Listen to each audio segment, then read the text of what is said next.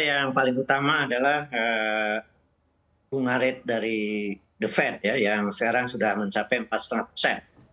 Jadi sebelumnya kan sempat hanya 3,5, 3,75, 4, sekarang udah 4,5%. Dan bunga rate dari bank sentral kita, Bank Indonesia juga sudah 5,5%. Ya. Jadi ini memicu cost of fund para korporasi dan kemudian larinya juga capital flight, capital outflow lah paling tidak dari pasar uang dan pasar saham dalam negeri ke luar, terutama ke Amerika. Dan ini belum selesai. Mengapa? Karena The Fed ini targetnya inflasi secara keseluruhan itu mencapai kira-kira sampai 3%, idealnya buat Amerika. Mengapa? Karena tingkat inflasi inilah yang bisa melindungi masyarakat 40% penduduk terbawahnya yang itu merupakan komitmen dari Partai Demokrat. Itu yang pertama dari sisi eksternal. Dari sisi internal, ini kan belanja modal dan belanja barang dan modal ini Indonesia di APBN kita itu baru sekitar 66%. Padahal ini sudah bulan Desember ya. Jadi ini harus dipacu nanti sampai mendekati 100%, walaupun harus tetap berkualitas. Belum lagi bahwa daya beli masyarakat juga, terutama 40% terbawah juga tertekan. Konsumsi masyarakat secara keseluruhan juga tertekan, kecuali barangkali hanya lapisan menengah ke atas. Nah, ini adalah faktor-faktor yang menekan kurs rupiah terhadap mata uang dolar ini. Jadi padahal fundamental ekonomi dalam arti pertumbuhan itu kan semester 2 5,44, semester 3 5,72, hanya memang ini melandai di semester 4 di kemungkinan adalah 5,3%. Nah, ini juga refleksi dari beberapa indikator yang memang kurang positif ya, terutama dari realisasi APBN yang belum maksimal. Oke, kalau dari Pak Didin mengatakan kita masih terjegal dengan bunga rate The Fed, kemudian namun satu sisi memang fundamental perekonomian Indonesia cukup bagus nih Mbak Esa. Di tengah katalis positif yang ada dalam negeri, termasuk neraca perdagangan yang selalu surplus, sebetulnya apa sih yang menjegal rupiah ini untuk tetap berada di zona penguatan?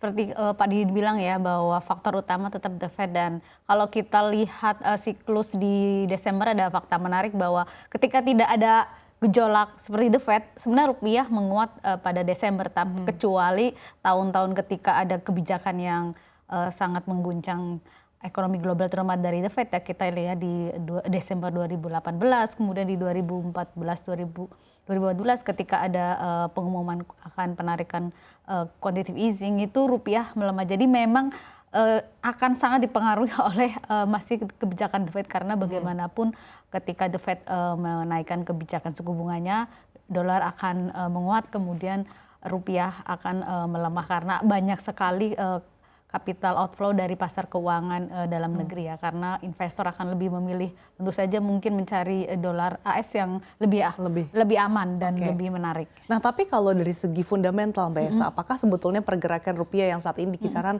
15.600 sudah mencerminkan fundamentalnya atau justru belum? Saya kira masih di bawahnya ya, karena kita lihat sebenarnya mungkin sekitaran, saya tidak bisa baca, mungkin 15.500 atau 500 bawah, karena sebenarnya semua faktor fundamental itu sangat mendukung. Kita lihat neraca perdagangan kita surplus 31 bulan beruntun, kemudian jangan lupa karena kawan kita pun masih surplus ya sampai kuartal 3 dan kemungkinan sampai kuartal 4 pun surplus. Jadi dan pertumbuhan kita pun walaupun mungkin melandai tapi masih di kisaran historisnya 5%. Jadi sebenarnya secara fundamental tidak ada masalah dari rupiahnya, dan tapi karena tekanan dari luar yang begitu besar akhirnya menggoyang rupiah. Oke, memang tekanan dari sentimen global khususnya terkait dengan The Fed ini tentunya masih membayangi pergerakan rupiah hingga akhir tahun ini, bahkan ke awal tahun depan ya Mbak Esa. Saya akan kembali ke Pak Didin. Kalau pandangan Anda Pak, apakah rupiah ini sebetulnya sudah mencerminkan fundamentalnya atau belum? Lalu sebetulnya sentimen-sentimen apa sih yang justru mampu mendorong pergerakan rupiah begitu Pak hingga sisa akhir tahun ini? Ya, sebenarnya kalau lihat dari indikator makro ya, harusnya mendekati ke 15.000 ya, paling nggak 15.300 lah. Nah, ini sentimen yang bisa membangun positif itu kalau tadi realisasi dari APBN harus segera mendekati 100%. Ini masih 66% barang dan jasa ini. Barang dan belanja modal ya, yang sangat penting ya sebenarnya untuk investasi dari negara ya, dari APBN. Nah, kemudian yang bisa menciptakan sinyal positif kalau juga dipacunya kedatangan wisatawan asing ke berbagai tujuan wisata di seluruh tanah air, termasuk wisatawan domestik yang memilih juga berwisata di dalam negeri, karena ini akan memperkuat rupiah tentu saja. Samping nanti mata uang negara lain akan memperkuat rupiah. Itu saya kira kemudian kepada Menteri Pariwisata bisa juga dihimbau agar hotel itu diberi insentif lah untuk para wisatawan, baik asing maupun domestik. Insentif untuk diturunkannya tarif hotel, kemudian tiket pesawat dan sebagainya, itu juga bisa mendorong rupiah menguat. Tentu saja juga yang dijanjikan oleh Menteri Sri Mulyani bahwa bantuan sosial yang notabene akan besar-besaran nanti itu disosialisasikan dan mungkin nanti direalisasikan katakanlah mulai Januari. Itu kan agak ratusan triliun ya. Itu juga bisa memicu konsumsi masyarakat dan mereka akan berbelanja.